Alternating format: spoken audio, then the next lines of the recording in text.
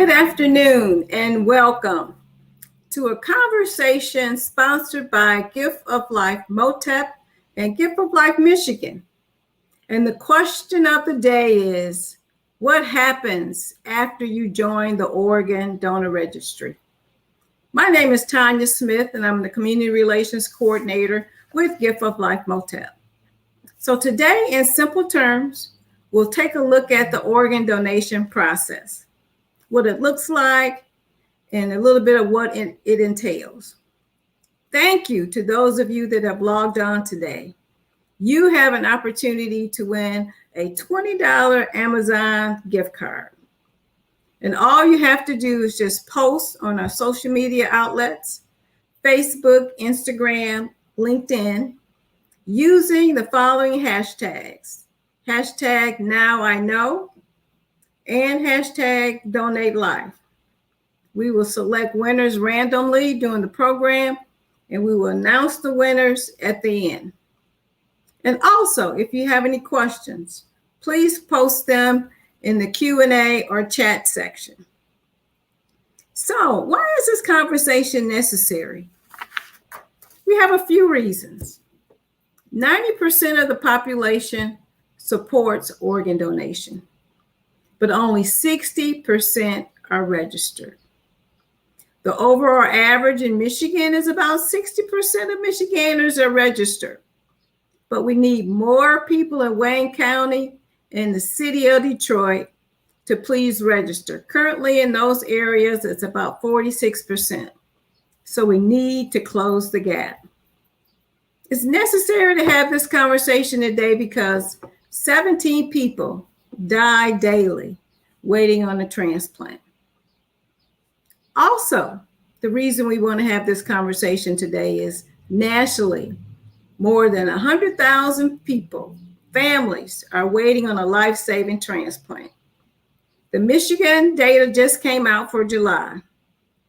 2,507 patients are waiting on a life-saving transplant here in Michigan.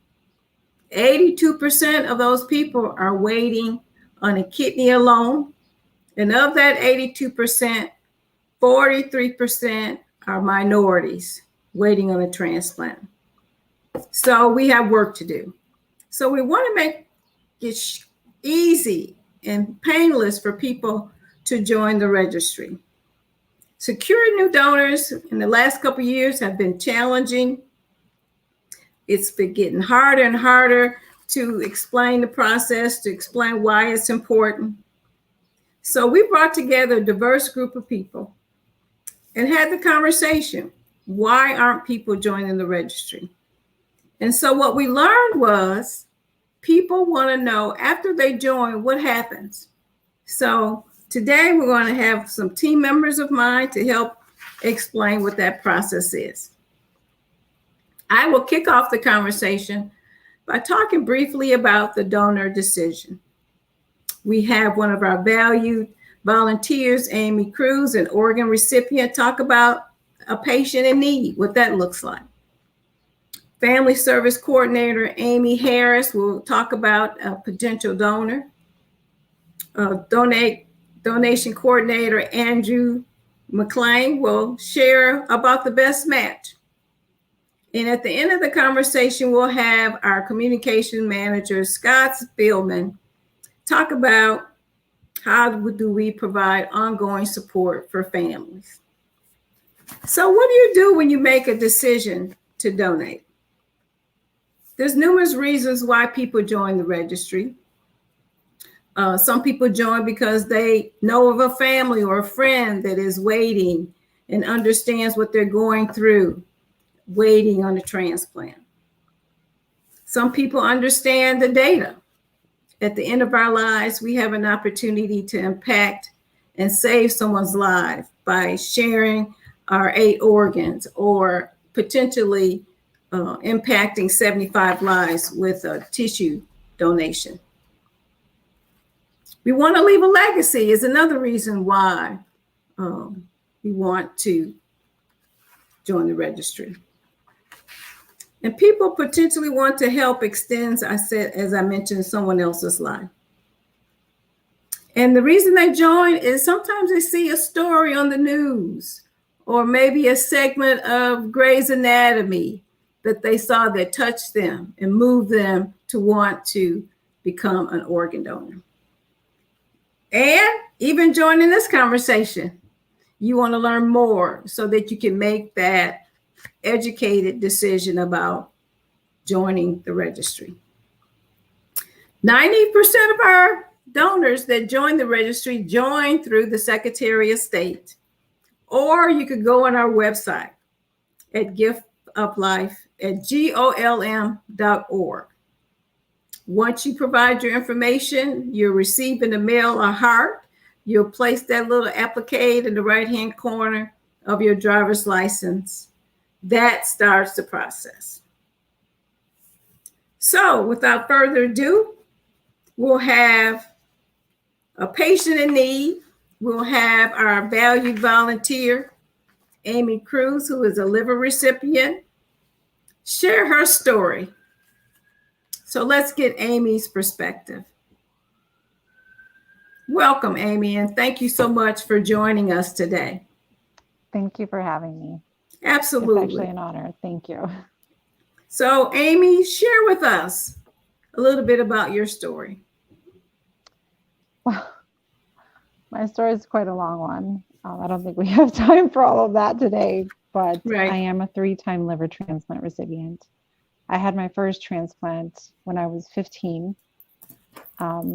I was close to U of M hospital, so I was at the right place at the right time, and that's when I was introduced to Gift of Life, because I was in need and I received my liver transplant, and coming out of it, I realized I've had a second chance at life. I need to do something and tell my story and, get to know Gift of Life. So throughout the years, I've been able to have the opportunity to work with Gift of Life. I was in high school. So 5 years after I had my first transplant, I found out that I was pregnant, and the doctors were skeptical about, because there was no evidence. Hi, Ramonia. There was no evidence, or they didn't have enough research as to how it would affect the transplant recipient and the baby. So we all got together, we worked together, and my daughter was born at 8 months, but she is now 24, about to be 25 years old. So and she's the one that's been keeping me strong and determined, and it's been quite a blessing. So it's, and there she is. So yeah, that's part of my story. I was healthy for 10 years. But something happened and I got really sick, and I was put on the waiting list again in 1999. And it was a lot of ups and downs, and just wanted to give her the best childhood I could. So I focused on her and giving her the best life. And then in 2002, I got really sick, and then I got the call in July of 2002, and I received my second transplant, which I'm very blessed to say. And came out of that and lived life to the fullest. And then I got sick again, which, it's really odd, because sometimes I ask myself, why? And you never know what you're going to go through in life. So I've always been an advocate for education on transplantation and donation. And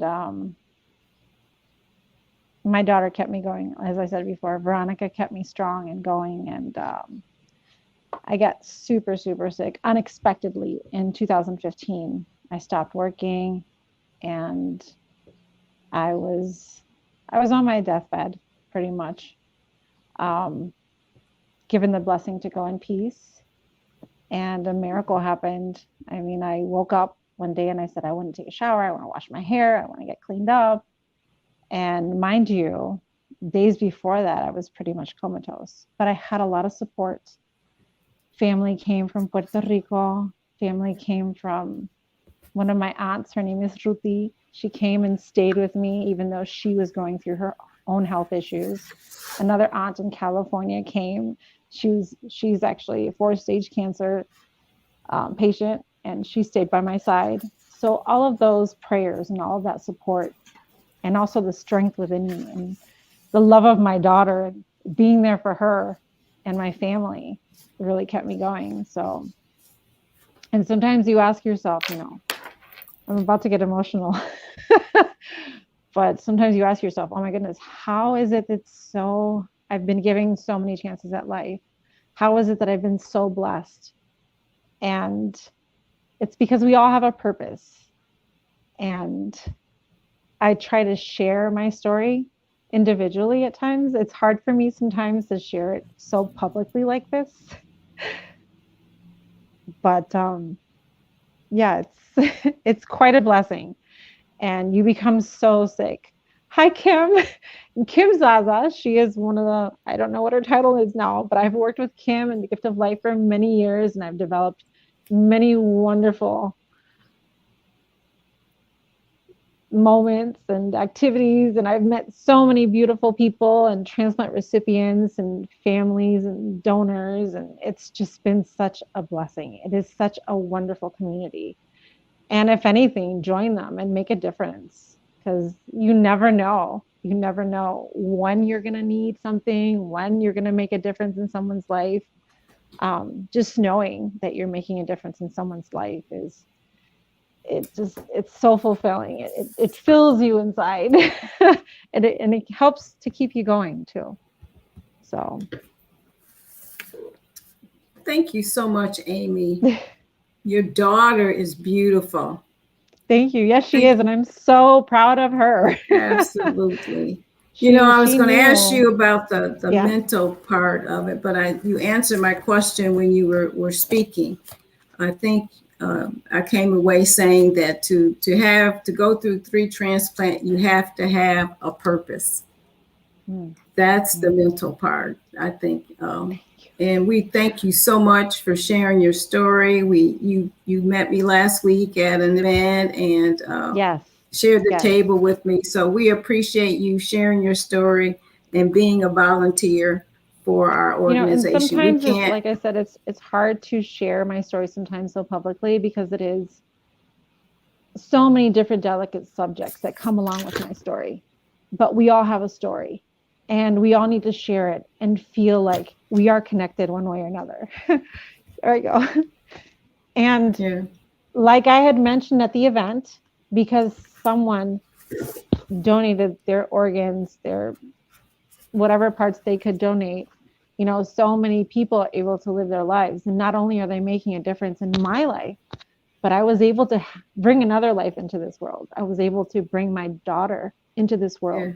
Yeah, and she has been such an inspiration, not just for me, but so many people in the community, knowing her story and what an important role she has played in the transplant community, and families being able to have that hope to have families after transplant. So she's an example. I don't know if she knows how important she is. Absolutely. But she's going into occupational therapy now, because she's so caring and so giving. So thank you, Amy. Absolutely. Thank you, Amy. We have some comments from Facebook from Sherry Douglas, who I think says that when you talk about 3 liver transplant, you have to have had God's favor. And so we thank Ms. Douglas for that comment. Yes. And thank you for sharing in terms of the process about the patient's needs. So thank you again, Amy. And we'll move. And I just want people to remember, as we move on to Autumn from Harris from Family Service, is a Family Service Coordinator. Just want people to remember that just because you join the registry doesn't necessarily mean you'll be a donor. So let's hear from Autumn Harris, Family Service Coordinator with Gift of Life. Hello. Hi, hey, Autumn. Hi, Autumn. I'm intertwining Amy's name and your name. I'm sorry. Yeah, welcome. It's okay. It's okay. I get it all the time. Hi, Amy. Thank you so much for sharing your story. Autumn. Thank you. It Welcome, would be really Autumn, and appreciated. thank you Thank so you. much for your willingness to participate in this conversation. Well, Sure, Autumn, sure, tell us a little bit about your role and a little bit about the process of sure. potential donors. Yeah. Sure, sure. So my name is Autumn Harris. I'm a family service coordinator with Gift of Life. The main umbrella of what I do is supporting families and really guiding families through that process of either signing the authorization for their loved ones to be able to be donors, or helping families that have loved ones in the hospital that have already made that decision to be able to give those precious gifts. Basically, my section is potential donors and how do we find potential donors and what happens after this. The biggest way we find out about potential donors is hospital referrals. Usually, it will come in the form that there's a patient in the hospital who is being supported by a ventilator. All interventions that the hospital has tried, they have really made it to the end, or families, they're making some sort of care decisions, or they're deciding they want to go comfort care for their loved ones, or withdrawal care, some hospital terminology. Um, so those are the main ways that we generally find out.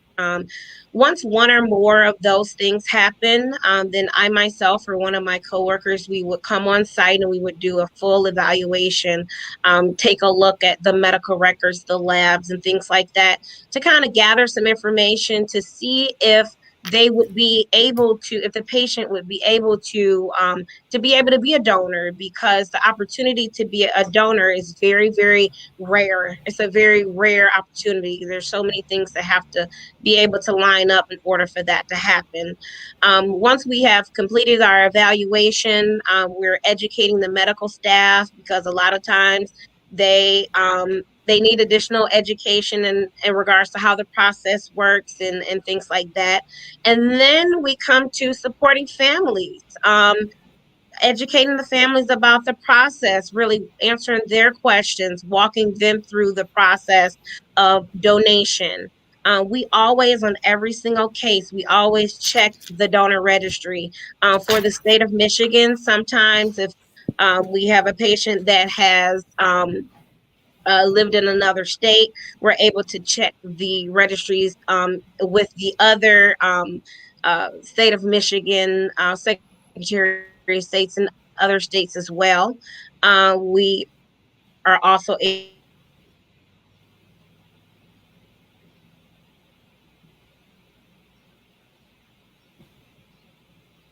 to check Amy froze. Amy froze on us. You think we could get her back, Jennifer, or do we need to move on?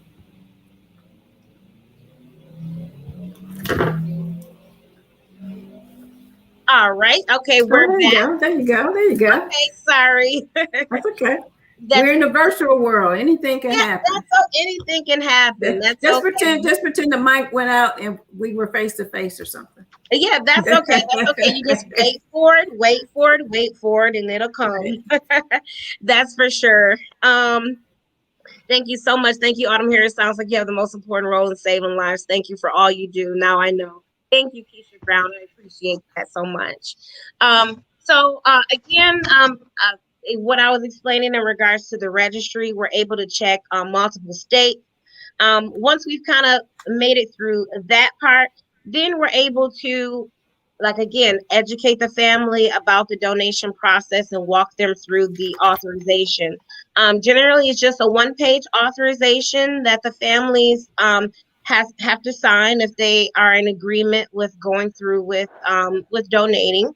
And also what we call a social history questionnaire. The families, they are a really big part of our evaluation, and being able to move things forward with donation, whether their loved ones signed up on the registry or whether their family has decided that they would want to honor their loved one's life through donation.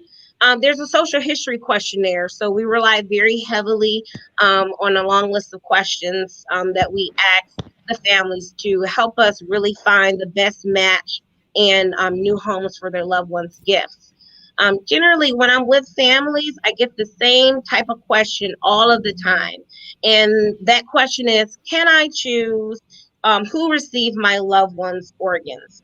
The short answer is yes, with certain stipulations. So that particular type of donation is called directed donation, where if you know of someone who is in need of a life-saving organ, they have to be on the waiting list, on a transplant list, and actively working with the transplant center. You can provide us with usually their first and last name, date of birth, the last four digits of their social security number, and the name of the transplant center that they're working with. And we would contact their transplant center and we would try to do some testing to see if they're a match.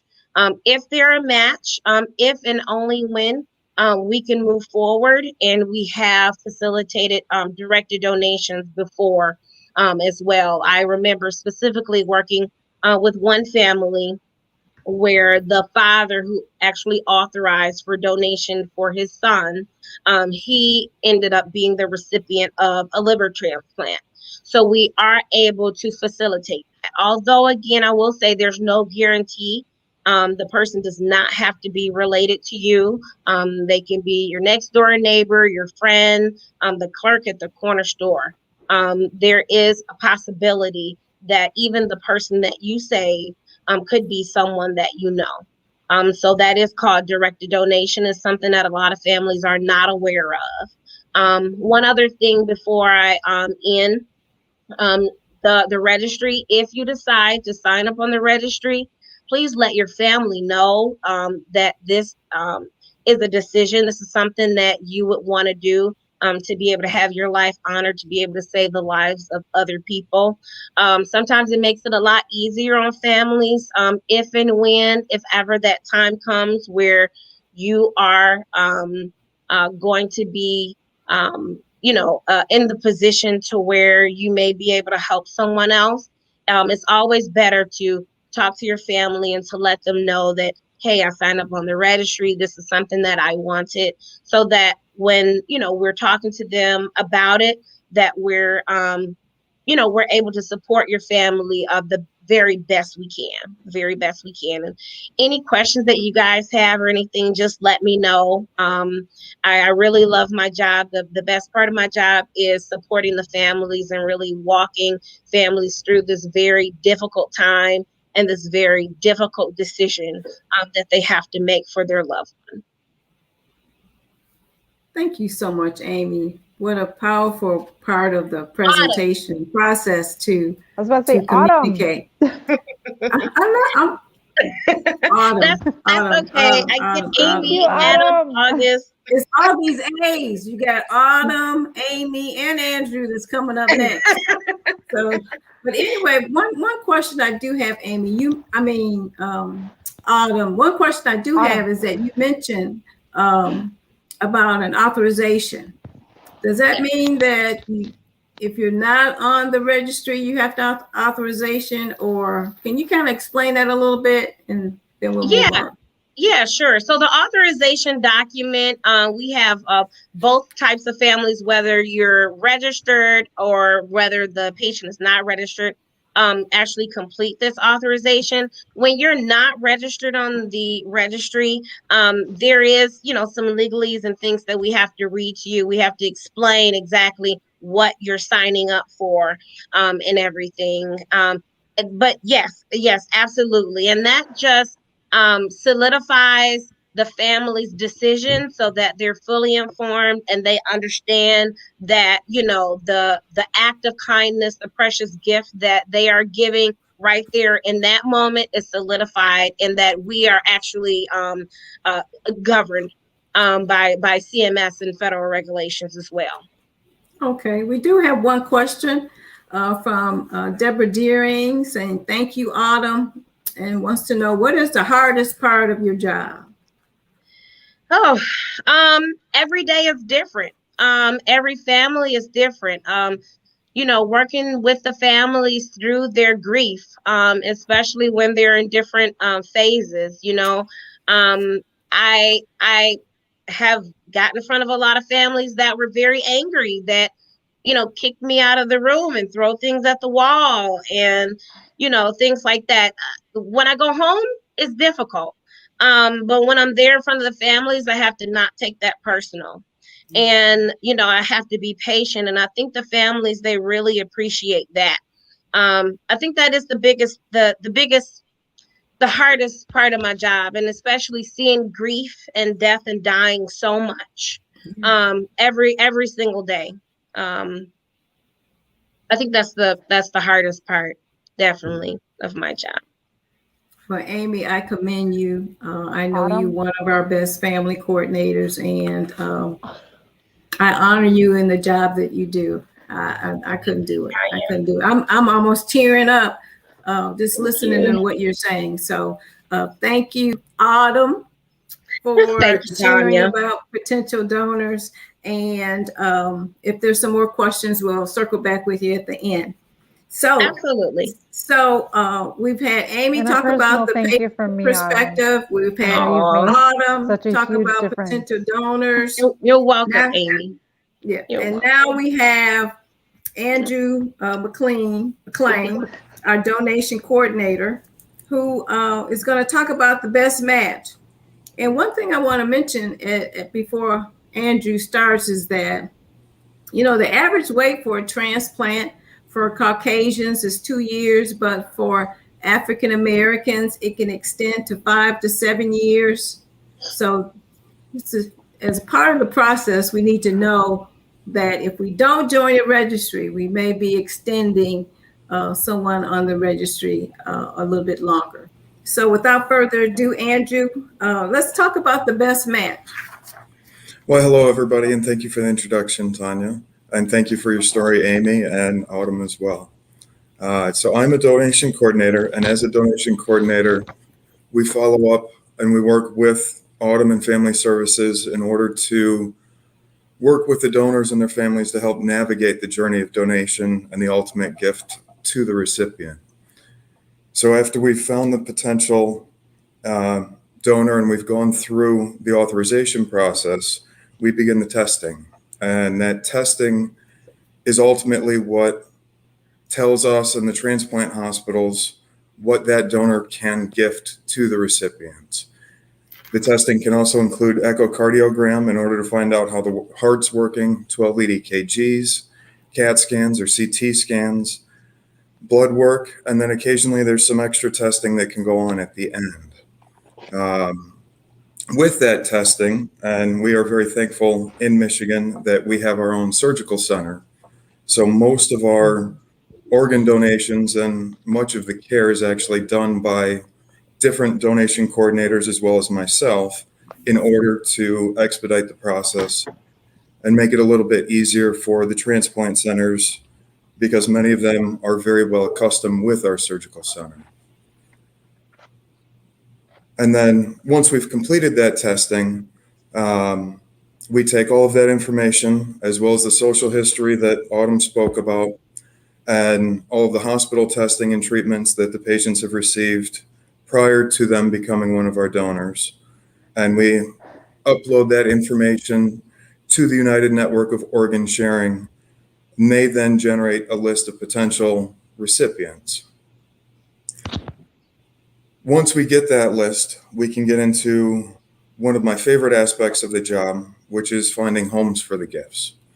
And in order to start, unless we have directed donation, which Autumn spoke about, we start at the top of the list and work our way down. And the top of the list is generated purely by how long they've been on it, how sick they are, what blood type they are, and what body size they are. We start off with number one. We call a representative at transplant hospital and give them the offer. We give them all of the information, answer any questions that they may need. And the surgeon reviews it. If they do not like it, they move on. They tell us for whatever reason, maybe the patient's too small, maybe our donor's too small for the patient. And we move on to the next center or the next recipient. And then my absolute favorite aspect of it is when we give the offer to the next center and they turn around and tell us that, yes, we are accepting this organ. We do want to move forward, and we want to work with the other transplant surgeons in order to set up a time and a date for the surgery to proceed. From that point, I get the pleasure of being able to call the families and let them know the good news that somebody would be able to receive that particular gift, which is truly my favorite part of the job. I'm actually getting chills thinking about it right now. So Me too. I'm getting teary-eyed on this end too, Andrew. Ooh, it brings back memories. Okay, can you talk a little bit about the testing part? Can you do like common terms of what actually happens? And then you also, go ahead. No, for the testing, we thoroughly evaluate all of the organs that would be potential. We want to make sure that the heart is good by getting the echocardiogram and a 12-lead EKG. In order to evaluate the lungs, we get chest x-rays, we get the CAT scan, we get bronchoscopies to actually take a look at the lungs, and we take samples from the lungs to make sure that their patient doesn't have a new onset of COVID that has not presented in any other ways. In addition to that, we do blood work and we test for different enzymes to test how well the liver is functioning and how well it's filtering out, how well the kidneys are functioning, and how well the heart and the lungs are functioning as well.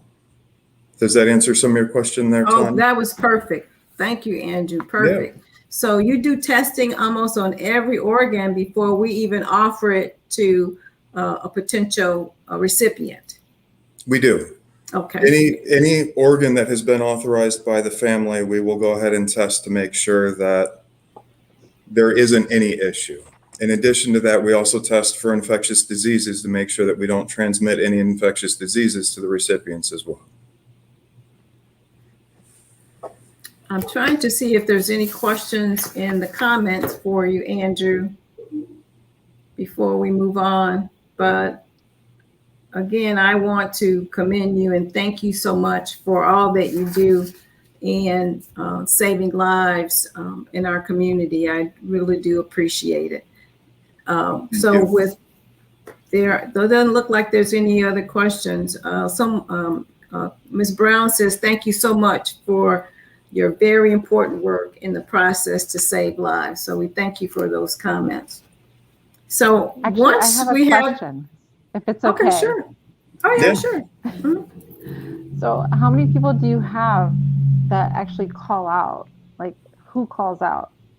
And so all of our donation coordinators end up not only doing the patient care and facilitating the care when we're at the donor hospital, but we all work in that allocation process. There's about 35 of us right now in the state of Michigan that do have my role. You said 25? 35. 35. Yes.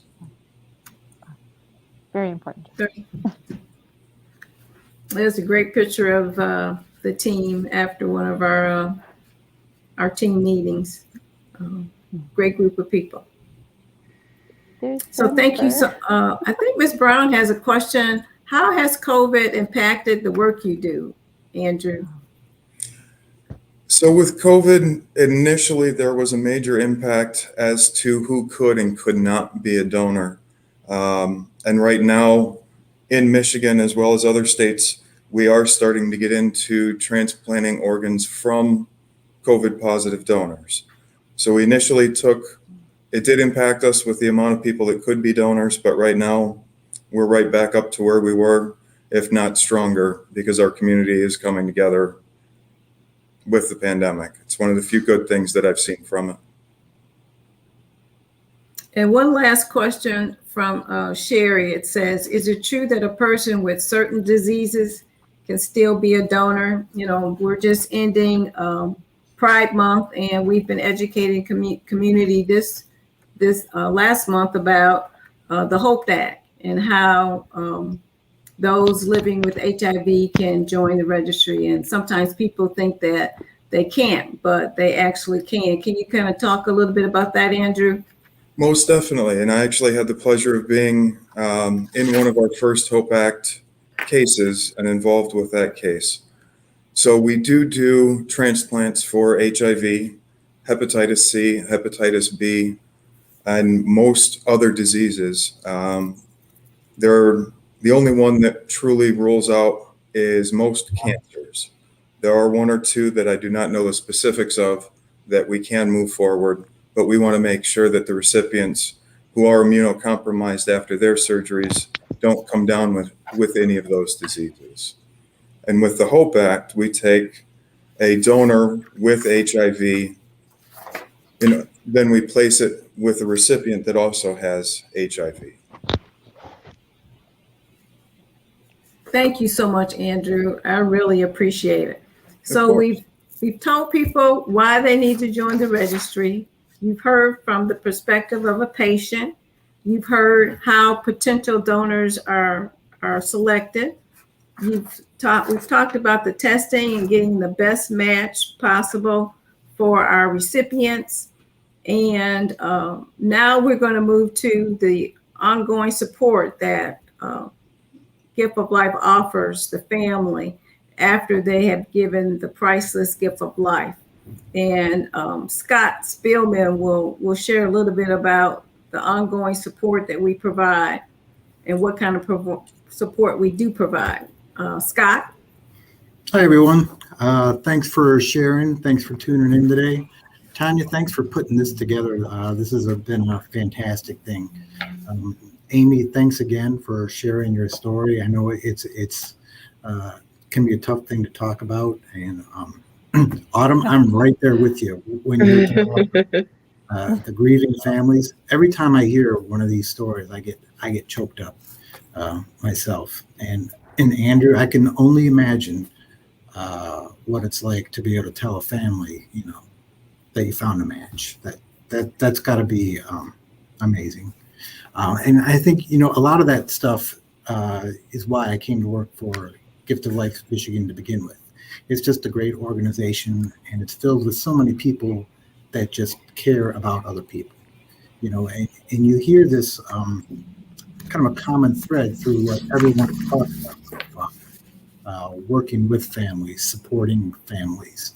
And, I could go on and on about that, but I see we're getting kind of short. So I'm here representing the aftercare department. And generally what we do, kind of a broad overview, is that we continue that support with families. We make relationships and interaction with donor families, and these sometimes go on for several years after the donation. So it's important to know, once your loved one has made this decision, or you have made your decision for this loved one, that you are not on your own. You are part of a family, an ongoing, compassionate, supportive family. And that's what we're here for, start to finish. We try and help you in any way we can. Some of the things that we work with, we coordinate comfort items like blankets, we do comfort days. We have books for people of all ages to help them along the grief journey and describe the process. We can provide sources for grief counseling.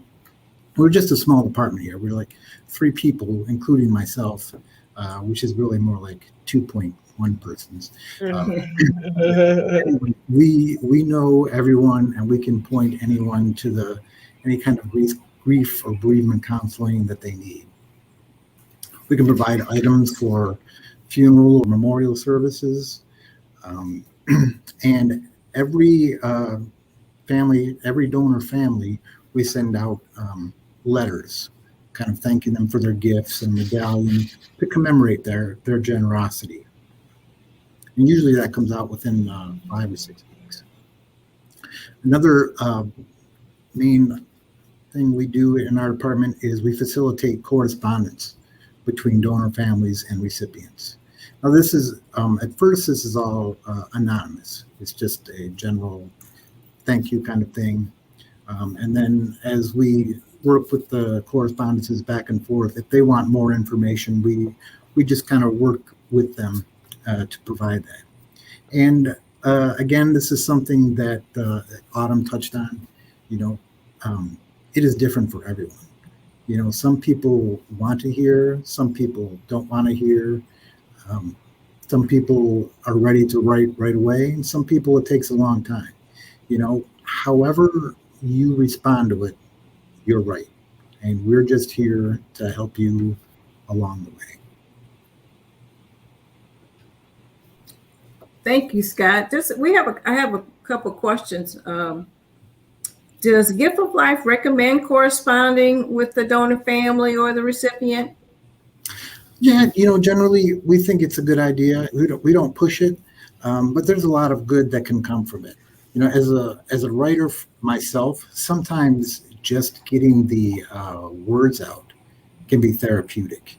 You know, if you're writing to thank someone for this tremendous gift, you know, whether or not you hear back from them, just knowing that you put that out there can be a balm in your soul.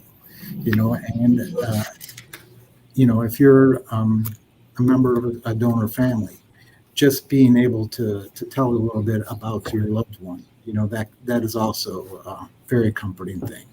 So, you know, again, we do kind of encourage it, but we don't force it. And again, it's something that you can do at any time, weeks after, days after, months, years, whatever your comfort with. If I may share something. Absolutely. Yeah. So my second transplant, I received a letter. I think it was the brother of the person who donated their liver. And I received the letter. I guess he was just curious. I think he just wanted closure because it was his sister that he had lost. And I responded just telling him about my new life and about my daughter and how I had just gotten married. And, you know, thank you for this beautiful gift. I didn't know how to thank enough for this. And I never heard back from him again. And sometimes people just need closure, like, oh, it went to this person. And then some people can move on. It's like we've all said, it's different for everyone. And it's definitely, it touches the heartstrings. So thank you. I think I might have to get in touch with you again, Scott. We have a valued volunteer who received a kidney from a young lady, and I believe she met the mother, and I want to say probably for the last 15 years they've been having Thanksgiving dinner together as a result of her donation. That is so wonderful. That is wonderful. Very nice. It's like Very you get nice. a new family. Yeah. Exactly. Just this morning, I was talking with someone who had corresponded with the recipient of her son's heart. They have not met yet due to COVID, but you know they've been writing letters. They've been calling each other, and they will be meeting someday. So yeah, I can't wait till we can get back in person again and have our donor family gathering. I attended one a couple years ago, and it was amazing to see the families there and with their squares and things like that, taking pictures. Very That's nice. So wonderful. Thank you, Scott, for sharing how Gift of Life provides ongoing support for our donor families and how we honor them for their priceless gift of life. So we're at the end of the process. We know that the process can be complicated. We hope that we've had a great conversation and somewhat simplified the steps for those of you that may still be on the curb about joining the registry, and hopefully we made it clear. But I want to thank this wonderful panel for sharing your expertise and your knowledge about the process. And again, I hope that someone out there in virtual world has been enlightened by the work that we do and will join the registry. And they can just go to golm.org and enter their information, or they can call us at 866-500-5801. Just a few things. Do we have our raffle winners? I see Mary Jo joined us late in the conversation, and she's worried that she won't be able to. She missed everything, but I think Jennifer told her that she can catch the replay. So again, this will be replayed, and it looks like we have 3 winners. We have Mary Jo. Yay! Congratulations to Mary Jo. She is one of 3. She'll receive a $20 gift card. How are we going to get her information? I forgot that. Anyway, Mary Jo, we'll find you to get you your Tanya, card. Yes. I wanted to mention that, like I had said earlier, I don't share all of my stories so publicly like this because there's so many little parts. But I am willing to sit down one-on-one or to have a conversation over the phone, over video chat, whatnot, and go into detail. If anybody has questions or if anybody's curious, because 3 liver transplants and a baby in between, that's a lot to go through. Right. That's Absolutely. a lot of story right there. So Absolutely. I'm willing to share my story privately, one-on-one with people. So okay. Absolutely. Absolutely. So our second winner is Quenisha Brown. Yay. Yeah, Keisha Brown. Keisha Brown. Okay, Mhm. Keisha Brown. So as you can see at the bottom of the screen, Candace Nelson. Mary Jo and Candace Nelson is our final winner. Ladies, what you need to do is email me, tanyasmith@golm.org, and I will get your information and make sure you get your Amazon gift card. And again, thank you so much for joining us. So don't hang up. I got a few other things I'd like to share. I want you to write down these dates I want you to save so that you can join us for our Gift of Life MOTEP Life Walk is coming up. It's going to be virtual again this year, and it is Saturday, July 24th. Go online and register at Detroit MOTEP Foundation. And we'd love to see you virtually on Saturday, July 24th. And then on September 9th and November 11th, we are completing our series on grief and loss. We'll have a live therapy session on November 11th, and on the 9th, we're going to address grief and loss, how this pandemic has affected our children and what we need to do to ensure that our children have a strong mental health. So I'd like to close out with a quote of the day by motivational speaker Brian Tracy.